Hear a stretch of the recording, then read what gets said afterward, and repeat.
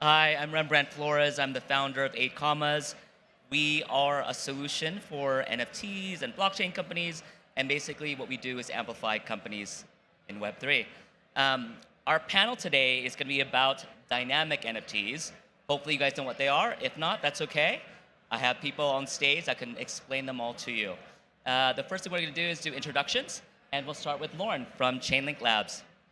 Hi, everybody. GM. My name is Lauren Halstead from Chainlink Labs.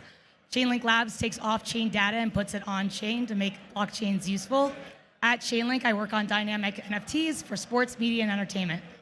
Thank you so much. Jiho with Axie Infinity and Sky Maven.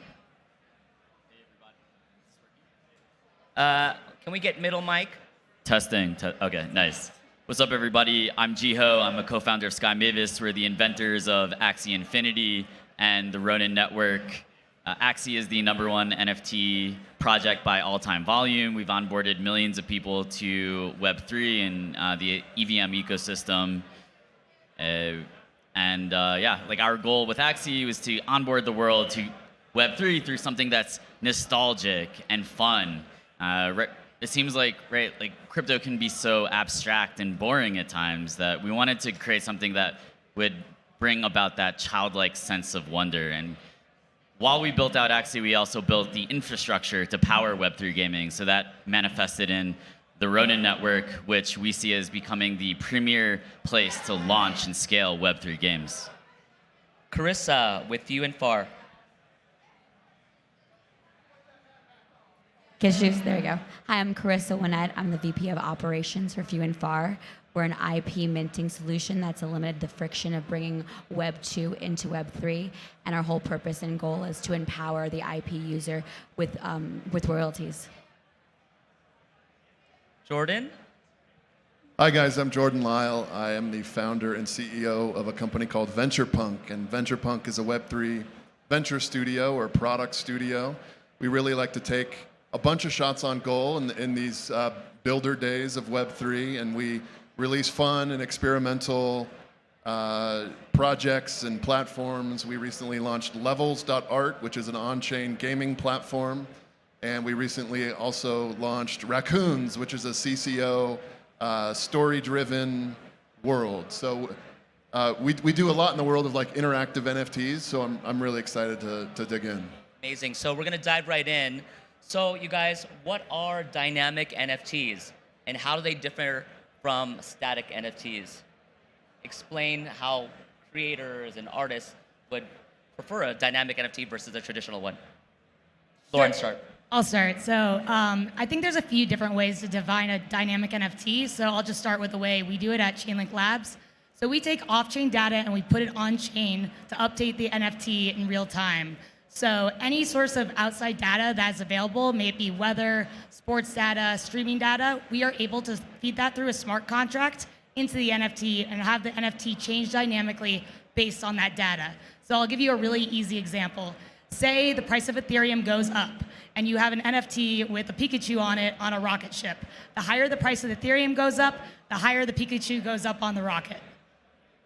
Makes sense to me. Does anyone want to add on to dynamic NFTs, how it's different from statics? Well, the way that I look at it, right, is we all grew up, many of us, with Tamagotchis, right? And I think I see dynamic NFTs as very comparable to Tamagotchis, where you put your love, your care, your attention into an NFT, and you're then able to see it grow up before your eyes. So I believe that dynamic NFTs are actually really, really key in getting NFTs to a more sustainable and emotional place where we feel these intense feelings of loyalty and affection and emotion towards our NFTs. And we're really excited to leverage that and show off the potential of dynamic NFTs through our products like Axie Infinity. I agree with both of those comments. They're actually really amazing analogies. I think for us, it's more, it's all of that, but also giving the user the ability to actually create utility for their NFT. Utilities have been a vehicle up until this point. Now they're becoming more of, there's the different the versions of the cars when they're invented. We're now getting into the really cool, like 1960s cars where they have a lot of muscle and a lot of beef behind them. And dynamic NFTs are that engine within that NFT that's going to allow you to see the world differently and feel what the artist is feeling or feel what the musician is feeling. It's creating an immersive experience for not just the artist, but for you. And that experience can change based on what NFT you have and what code's been uploaded in that smart contract. So I'm a huge fan of NFTs. I love static NFTs, things like from art blocks and CryptoPunks, and like I just love everything about collecting NFTs. And it makes sense that the first wave of popular NFTs were skeuomorphic in a sense, where it was an image, a static image, whether it's generated on chain or someone uploads a JPEG. That's amazing. But it's like, okay, we have the tech to build something really cool, and we have the tech to get like code on chain, and we have the ability to, using Chainlink to talk to offline data. So we should be exploring other ways to make this even more immersive, even more fun than just looking at a cool, like no one loves CryptoPunks and like Fidenzas more than me, but you should be able to really engage with these things. That's what it's all about. Yeah, okay, good. I'm sure everyone wants to know, like, how are we going to make more money using dynamic NFTs, right? So what are these new revenue streams and these business models that are going to open up from using dynamic NFTs? Not financial advice, do your own research, all that. Get that out of the way. BYOR, yes. Well, so context, I'm a serial builder, so we continue to build things, and we think that this unlocks just another tool in the toolbox. We're experimenting with like burning mechanics. We're experimenting with getting a mini game on chain. But imagine if you could actually have your game change based on the time of day, or the game change based on what other players are doing. There are all sorts of different aspects here. So for us as a builder, I think there's an exciting revenue opportunity because we'll be onboarding more and more projects, we'll be issuing more and more assets, onboarding more users, and it's just like, it's going to be, it's going to bring success to the entire market, so everybody's involved. Right, Carissa? There's so many ways that this is going to create revenue, I think, for multiple different industries. One that we're focusing on is royalties for artists in general. You're a musician, let's just give you that example. If you're a songwriter, collecting your royalties is extremely, extremely difficult. I believe the statistic with Spotify was 40% of royalties aren't distributed out. That's 40% of money that's left on the table for artists, for businesses, and things of that nature. So being able to enforce that at the smart contract level and not have to hire someone to chase down your royalties is going to create a revenue stream there alone. But now add into gaming, if you're in gaming and you can now have a weapon that you've created, and your weapon changes based on what levels you get to, and you can sell that weapon on the NFT marketplace. That becomes another version. There's immersive art experiences. There's so many opportunities that are out there right now that are going to open up, and we're just scratching the surface and talking about the easiest fruit. Wait till we get into this for the next 5 years and what starts to immerse. Jiho? Well, I see dynamic NFTs as really important to reducing the entire industry's reliance on speculation, right? If we're able to put our blood, sweat, and tears into our NFT and see it improve before our eyes, when you can look at someone's NFT and it not being about, okay, I look at that person, I see your NFT and I know how rich you are. I want to look at your NFT and know what you've accomplished. I want to know what you've done. I want to know the experience that you've shared with this NFT.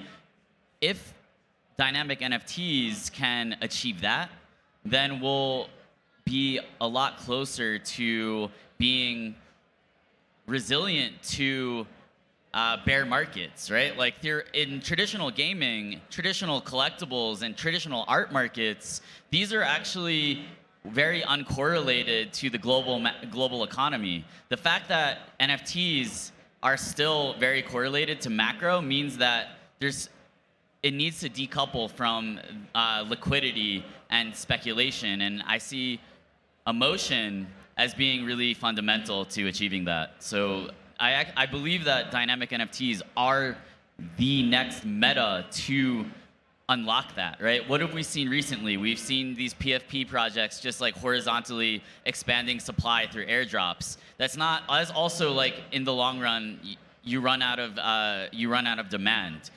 What we need to see is vertical progression of NFTs, and that will actually also contract supply in some ways as well, when perhaps one of the crafting ingredients you need to upgrade an NFT is a pre-existing NFT from that collection. Amazing. Lauren, did you want to wrap that up?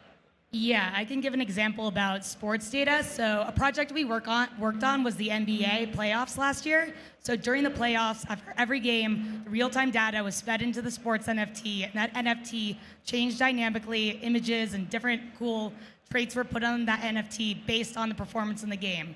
So if you were the first person to have that Stephen Curry card last year, that's just going to keep accumulating value over time. So in like 100 years down the road, you have the first basketball dynamic NFT that ever existed. And I also think just as a huge audience, like to mainstream and onboard more users, like so many fantasy sports users out there. So this can only just bring more people into the space. Agreed. So how does the scalability of dynamic NFTs impact their potential use in the art world? Chris, I want to start with you. I think when it comes to scalability, it's going to impact the sorry, I'm losing my voice. It's going to impact the art world tremendously. This is just the first iteration of it. If we can enforce this in the smart contracts, it's going to change how art impacts culture. Art created, the first language was not math, it was not language, it was art, it was cave paintings and a wall. And that built a culture, that built our experiences in life, which then created the ability to have a language and math. So if we can now enforce royalties, specifically what we're working on at the protocol level, what happens is we give artists the ability to continue to create art and restructure our society. There's a lot of turbulence in our society right now, and what we really need is the artists, is the makers, is the creators to come in and reshape what we are. And I think scalability is, I think it's scalable, I think it's going to be difficult. I don't think this is an easy job, but I think we have a lot of great minds in this room that are going to help us build this up. But I think it does start with the understanding of enforcing it at a protocol level. Jordan, did you want to chime in on that? Yeah, when I think about scalability, it's about the tech, and for what we're doing at VenturePunk is we're trying to think, okay, what can we get on chain, and what can we do without having to refer to IPFS or AWS or whatever? What can we store on chain? And we're limited, right? Because there's only a certain amount of data that you can put in a smart contract. But we've been able to compress things down pretty significantly that we can store a lot of information on chain. But we're still limited. With layer 2s and other storage options, it really leads to the more and more interactivity, more and more hi-fi sort of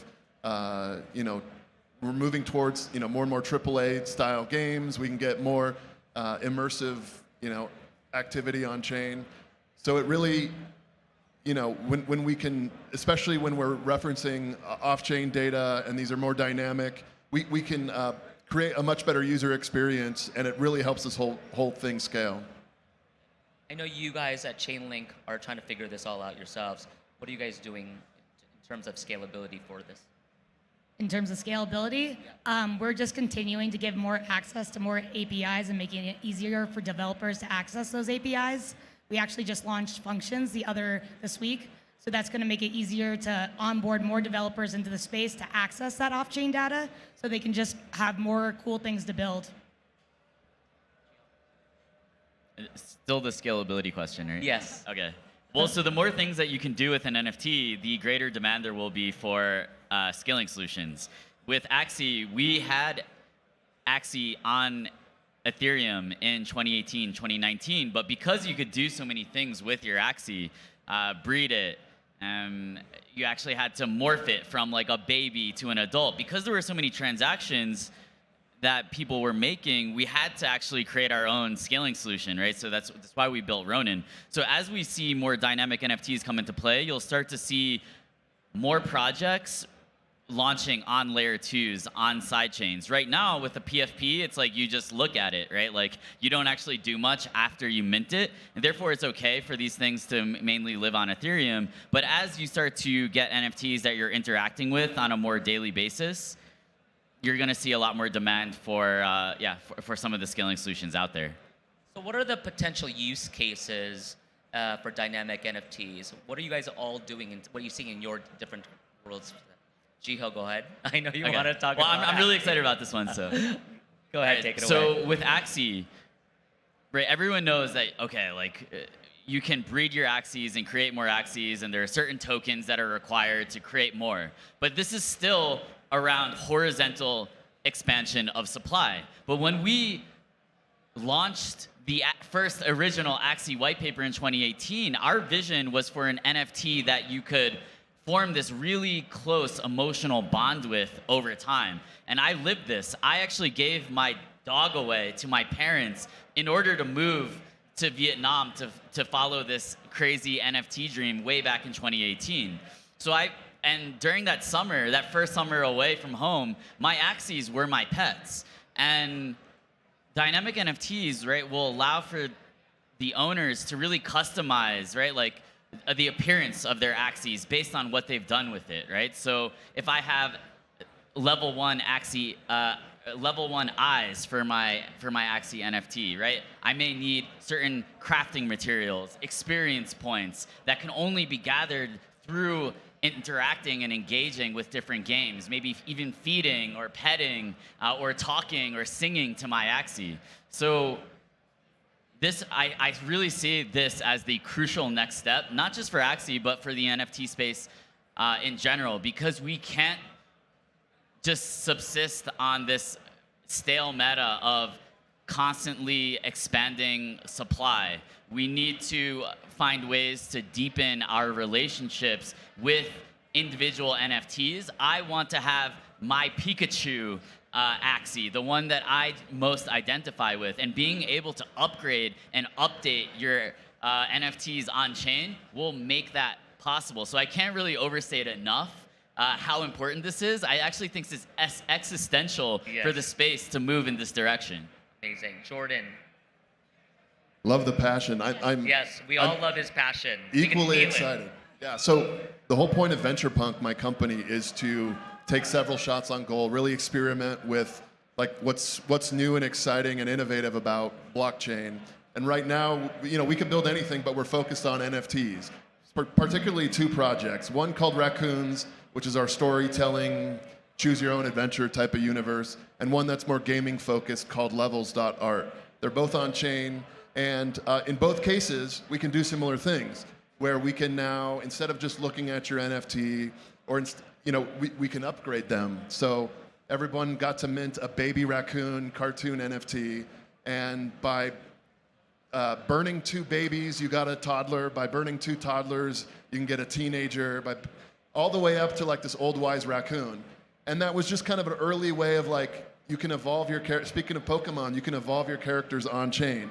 But that was just a really simple implementation. Now with this idea of dynamic NFTs, where you can pull data into the NFT, you can have so much more immersive, fun storytelling, dynamic experiences, where maybe my experience with the project is totally unique to me and what I'm holding and what I'm doing and my on-chain activity versus your experience, which is customized to you.